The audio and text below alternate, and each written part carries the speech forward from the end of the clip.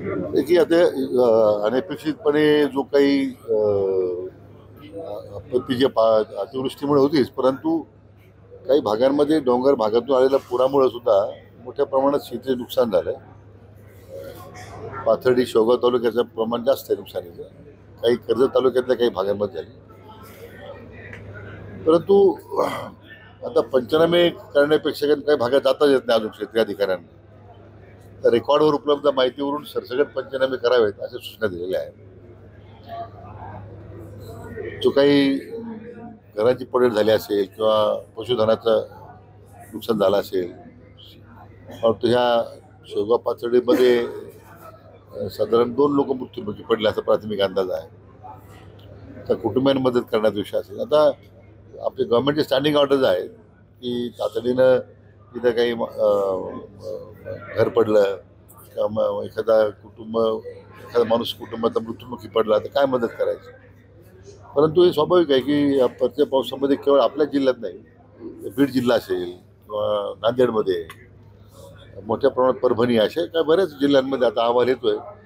परंतु पंचनामे करण्याची सूचना स्वतः मान्य मुख्यमंत्र्यांनी या बाबतीमध्ये सगळ्या प्रशासनाला सूचना दिलेल्या की कोणी मदतीपासून वंचित राहणार नाही. एकदा सगळा अहवाल एकत्र झाला मग शासनाला निर्णय करता येईल. हा आता पण जी क्षेत्रीय स्तरावर समिती नेमलेली होती, तलाठी, ग्रामसेवक आणि कृषी सहाय्यक यांनी केलेल्या अर्जाची छाननी करून मग करावं. तर शेवटी छाननी करूनच दिलेलं आहे. परंतु आणि असं ठरलं होतं की मराठवाडा मुक्ती संग्रामाच्या दिवशी ते करावं. प्राथमिक स्वरूपात काही दाखले मिळाले. आता काहींचा आक्षेप आहे की ते दाखले खोटे आहेत, चुकीचे आहेत. परंतु असं आहे की त्याला जात पडताळणी समिती नेमलीच आहे ना, हा पहिला भाग. परंतु सगळ्या क्षेत्रीय अधिकाऱ्यांना सूचना देण्यात आलेल्या आहे की कुठल्या प्रकारचे बोगस प्रमाणपत्र, खोटे प्रमाणपत्र दिले जाणार नाही, याची काळजी घेतली पाहिजे. उद्या जात पडताळणी समितीपुढे जर असं लक्षात आलं की हे काही बोगस दिलेलं आहे, तर ज्यांनी ते व्हेरीफाय केलेले क्षेत्रीय पातळी अधिकाऱ्यावर त्यांच्यावर कारवाई होणार आहे. परंतु अनेक वर्षाच्या लोकांच्या ज्या अपेक्षा होत्या की जे नियमानं आपल्याला मिळालं पाहिजे आणि जे काही सगळ्या चौकशी सगळ्या कागदपत्रांची छाननी केल्यानंतर जे पात्र आहेत त्यांना द्यायला पाहिजे, त्या द्यायला सुरुवात झालेली आहे. छगन भुजबळाचा कुठेतरी आक्षेप आहे की जर 2 सप्टेंबरला सरकारने GR काढलेला होता तर एवढ्या लवकर ही प्रमाणपत्र कशी दिली जाऊ शकतात. नाही, असं आहे की ज्या निर्णय झाला आणि आम्ही लगेच समिती स्थापन केल्या आणि 10-12 दिवसामध्ये जे कारण काही सरसकट काही हजारो निघाले नाही, ते वेळ लागणार आहे. पण जे काही उदाहरणार्थ निकषाप्रमाणे जे काही गावामध्ये 2-3 लोक जे सापडले ते त्यांना जे प्रमाणपत्र दिलेले आहेत. त्यामुळं आणि मला भुजबळ साहेबांनी एवढं सांगायचं की याच्यात काही त्यांनी आक्षेप घेण्याचं कारण नाही, कारण त्यांची जी मागणी तीच आम्ही सूचना दिलेल्या आहेत की बोगस प्रमाणपत्र वाटप होत असेल तर तात्काळ ते रद्द करावे. आरक्षणाचा GRची तपासणी किंवा त्याचा अभ्यास करण्यासाठी आज संभाजीनगरमध्ये गोलमेज परिषद घेण्यात येते. जर ते योग्य GR नसेल तर आंदोलनाचा इशारा देखील त्या परिषदेने दिला आहे. कसं पाहता या परिषदेकडे? नाही, आता गोलमेज परिषद आता शेवटी जी घेण्यात आलेली आहे, आता प्रत्येकाला असं वाटतं की याच्यात काही आक्षेपार्ह आहे का, काय चुकीचं आहे का. शेवटी अंतिमतः सगळ्यात हेतू एकाच आहे की ह्या लोकांना सर्टिफिकेट मिळाले पाहिजे, लोकांना त्या ठिकाणी त्याचा फायदा मिळाला पाहिजे. आता ज्या चांगल्या विधायक सूचना येतील त्याचं आम्ही स्वागतच करू ना. मात्र मुंबईनंतर आता जरांगे पाटलांनी असं म्हटलं की आता आम्ही दिल्लीला धडकणार आहोत आणि दिल्लीमध्ये जाऊन आंदोलन करणार आहोत. कुठंतरी सरकारचा जो ह्या निर्णय आहे तुम्ही घेतलेला त्यावरती समाधानी नाही आहेत की अजूनही ते? नाही, असं आहे की स्वतः त्यांनी अतिशय स्वच्छपणे सांगितलेलं आहे की सरकारने घेतलेल्या निर्णयामध्ये समाधानी आहे. आता मराठा समाजाचं अधिवेशन घ्यायची कल्पना त्यांची आहे आणि ती मग पुढे घ्यायचं, तर मग त्यांच्या अपेक्षा दिलेली घ्यावी. ठीक आहे, सरकार विरोधी म्हणून अधिवेशन होत नाही, समाजासाठी अधिवेशन घ्यायची त्यांनी भूमिका मांडलेली असं मला जे दिसते प्राथमिकदृष्ट्या. तर त्याचं असं त्यांनी जर ते त्या पद्धतीने अधिवेशन घेत असतील तर त्याला मला वाटत नाही की आक्षेप असण्याचं कारण नाही. त्याचं कुठेतरी आरक्षणाच्या मागणीसाठी धनगर समाज एकवटला आहे. त्यांचं म्हणणं ST मध्ये दिलं जावं आरक्षण. बंजारा समाज एकीकडे आंदोलनासाठी लढतोय, लागू करावं. कुठेतरी आरक्षणाचा हा मुद्दा समाजामध्ये तेढ निर्माण करतो. नाही, मला वाटत नाही. शेवटी असं आहे की अन्य राज्यांमध्ये कुठं हा विषय नाही आहे. बहुतेक ठिकाणी ती प्रक्रिया आपोआप स्वाभाविकपणे सुरू आहे. ही सुद्धा काही सरसकट देत नाही आपण तिथे. आता ज्या समाजाला असं वाटतं की हैदराबाद गॅजेटमध्ये आमचा समावेश करावा, काय करावा. आता जशी समिती सगळ्या आमच्या OBC बांधवांच्या शंकेचं निरसन करण्यासाठी किंवा त्यांना त्यांच्यामध्ये जो गैरसमज झालेला आहे तो त्यासाठी मला वाटतं आमचे महसूल मंत्री माननीय बावनकुळे साहेबांच्या अध्यक्षतेखाली समिती गठीत केलेली आहे. ती म्हणजे त्याच्यातून हे सगळे गैरसमज दूर होण्यास मदत होईल. आमच्या एस टी बांधवांना किंवा एन टी बांधवांना सुद्धा असं वाटत असेल कारण शेवटी घटनेच्या चौकटीत राहून जी कार्यवाही करायची आहे या आरक्षणासंदर्भात तर ती त्याच्यामध्ये मला वाटतं ते कुठे अडचण निर्माण होईल. शासनाची भूमिका अतिशय स्पष्ट आहे. We are open to everything. याच्यामध्ये आम्हाला कोणाला द्यायचं आणि कोणाला नाकारायचं ही भूमिका अजिबात नाही आहे. राहुल गांधींनी पुन्हा एकदा निवडणूक प्रक्रियेवरती आक्षेप घेतला आहे. चंद्रपूरच्या राजुरामध्ये जे काही मतदान झालं त्याचे काही पुरावे त्यांनी निवडणूक किंवा सादर केलेले आहेत. कुठेतरी अजूनही त्यांना पराभव मान्य दिसत. असं आहे की मला वाटतं की अतिशय बालिशपणा सुरू आहे.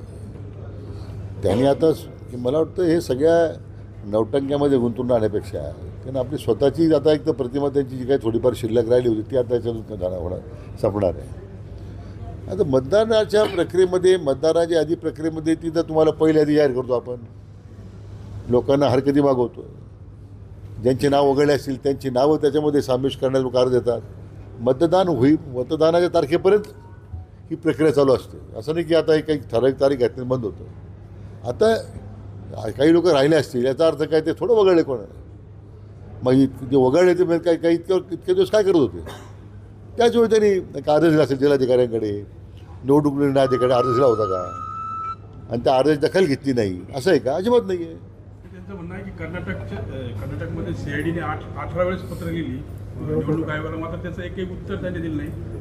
कोणतं सॉफ्टवेअर वापरलं गेलं कशा पद्धतीने कारवाई झाली. मला वाटतं निवडणूक आयोगाने स्पष्ट जे सांगितलेलं आहे की राहुल गांधींना जो आक्षेप वाटतो तो ॲफिडेविटवर आमच्याकडे तक्रार करावी तर करत नाही. हे म्हणजे फक्त मुक्त हळू करायचं काम चालू आहे. लोकांचा गैरसमज करत आहेत. कारण आता एवढा मोठा मार देश पातळीवर राज्य पातळीवर बसत चाललेला आहे. पक्षाचं अस्तित्व संपण्याचा प्रश्न निर्माण झालेला आहे. अशा वेळी काहीतरी अशा कोल्हापूरच्याकडून लोकांचं लक्ष विचलित करण्याचा प्रयत्न याच्यापेक्षा वेगळं काय. 75 वर्षाचे झाले की भाजपमध्ये निवृत्त होणार अशा प्रकारची चर्चा काही दिवसापूर्वी झालेली होती. यावर बोलताना शरद पवार म्हणतायत की मी स्वतः 85 वर्षाचा असताना एक आजही काम करतोय त्यामुळे मी म्हणू शकत नाही की पंतप्रधानांनी निवृत्त म्हणजे व्हावं शरद किंवा- पवारांचं उत्तर दिलंय ना. सर एकच आलमट्टी धरणाची उंची वाढवण्याचा निर्णय घेतलाय. कुठेतरी आता महाराष्ट्र सरकार या बाबतीत काय भूमिका घेणार आहे? आलमट्टी धरणाच्या उंची वाढवण्यासंदर्भात जो कर्नाटक सरकारचा जो मंत्रिमंडळात निर्णय आला आहे त्याची माहिती आम्ही घेतलेली आहे. तो निर्णय यापूर्वीच घेतलेला होता. त्याला आक्षेप मान्य सर्वोच्च न्यायालयामध्ये आंध्र आणि तेलंगणा राज्य विभाजन झाल्यानंतर तो घेतलेला आहे. निर्णय काय झाला त्यांचा की त्या जमिनी ज्या शेतकऱ्यांच्या त्या पाण्याखाली जाणार आहेत तर त्याला जो मोबदला शेतकरी मागतायत किंवा मग जे विस्तारित कॅनॉल सिस्टीम तयार होणार आहे त्यासाठी जे मोबदला मागतायत त्याला तरतूद केली त्यांनी. तरतूद करावी कारण शेतकरी अजूनही भूसंपादन करून द्यायला तयार नाही आहे. आलमट्टीच्या उंची वाढीचा विषय आणखी पुढे अजून त्यासाठी आम्ही तर ऑलरेडी सर्वोच्च न्यायालयात गेलो आहे. मध्यंतरी आम्ही शिष्टमंडळ घेऊन केंद्रीय मंत्र्यांना भेटलो. त्यामुळं असं काही त्यांनी निर्णय घेतला आणि त्यामुळं निर्णय घेतल्याचा असं तरी अधिकृतपणे आमच्याकडे नाही आहे. पण जी माहिती मला मिळाली ती शेतकऱ्यांच्या जमिनीच्या सबमर्ज होणार आहेत पाण्याखाली जाणार आहे अतिरिक्त पाणी साठ्यामुळं त्यासाठी मोबदला द्यायची प्रक्रिया सुरू करायची आहे. पण धरणाच्या उंची बाबतीमध्ये वाढी बाबतीमध्ये सर्वोच्च न्यायालयामध्ये प्रकरण असल्यामुळे अजून काही तशी काही कर्नाटक सरकारने काही पुढं पाऊल उचललं आहे असं नाही आहे. जर तसं केलं असेल तर आम्ही सुद्धा न्यायालयामध्ये जाऊन न्यायालयाचा अवमान म्हणून याचिका आम्ही दाखल करू ना. नदीजोड प्रकल्पासंदर्भात काल मुंबईत एक तुम्ही महत्त्वाची बैठक घेतली. नेमकी काय ही बैठक होती आणि काय त्यातून फायदा होणार कृष्णा आहे या खोऱ्यातलं 57 प्रकल्पासाठी? टीएमसी पाणी गोदावरीमध्ये आणण्याचा जो काही प्रस्तावित नाही आहे, आता याच्यामध्ये दोन भाग आहेत. आपण जे आता वैनगंगा नळगंगा जो प्रकल्प आहे जो विदर्भातील 10 जिल्ह्यांना त्याचा फायदा होणार आहे साधारण 4 लाख हेक्टरपेक्षा जास्त तर त्याला साधारण 85,000 कोटी रुपये खर्च अपेक्षित आहे. आपला जो उल्हास खोऱ्यातून जे पाणी गोदावरी खोऱ्यात आणायचं आहे पश्चिम वाहिनीचं पाणी वाहून जाणार ते साधारण 55-60 TMC पाणी आहे. त्याचा प्रकल्प आमचा तयार होत आलेला आहे तर त्याला साधारण जवळजवळ 70,000 कोटी रुपये खर्च आहे. मग नारपार दमणगंगा गोदावरी एक आहे. नारपार गोदावरी आहे. हे 2-3 प्रकल्प आहे की काही एक तिसऱ्या प्रकल्पाला साधारण 12,000 कोटी रुपये खर्च ज्याच्यामध्ये सिन्नर तालुक्याला आणि काही प्रमाणात भोजापूर कालव्यातून भोजापूर परिक्षेत्रात पाणी मिळणार आहे. आता हे सगळे प्रकल्प करण्यासाठी आपण एक नवीन धोरण आणलेलं आहे, हायब्रिड ॲन्युटी म्हणून. आणि त्यासाठी आपण देशभरातल्या प्रमुख सगळ्या ज्या इन्फ्रास्ट्रक्चरमध्ये काम करणाऱ्या कंपन्या आहेत त्यांना निमंत्रित केलं होतं की हे आमचे प्रकल्प कोणते आहेत, आमचं धोरण काय आहे. त्या धोरणाच्या प्रभावी अंमलबजावणीसाठी मग तुम्हाला जर तुम्ही सहभागी व्हावं, तर तुमच्या काय सूचना आहेत, अतिशय चांगल्या सूचना त्यांनी काही केल्या आम्हाला शासन म्हणून. त्या आम्ही आता त्या संदर्भात माननीय मुख्यमंत्री महोदयांचे जे वित्तीय सल्लागार आहेत माननीय प्रवीण परदेशी साहेब, मित्रा म्हणून संस्था जी आहेत महाराष्ट्र सरकारची, त्यासाठी काम करते. म्हणजे हे माननीय मुख्यमंत्री फडणवीस साहेबांकडे आमची जेव्हा मिटिंग झाली त्यांनी सूचना ही केली, आम्हाला एक वर्कशॉप घ्या तुम्ही देश पातळीवरच्या लोकांना बोलावून. म्हणून त्यांच्या सूचनेप्रमाणेच हे केलं आहे. मला वाटतं कालच्या परिषदेचं जे एकूण जे चर्चा झाली सगळ्या कंपन्यांबरोबर, मला प्रचंड आशा निर्माण झालेली आहे की या सगळ्या प्रकल्पाच्या पूर्णतेला उद्या सरकारी बजेटवर आम्ही अवलंबून राहिलो तर 30 वर्ष लागतील, 25 वर्ष लागतील. पण या सगळ्या कंपन्यांच्या पूर्ण करणं जर यश मिळालं तर 7 वर्ष 10 वर्षाचे प्रकल्प पूर्ण करता येतील.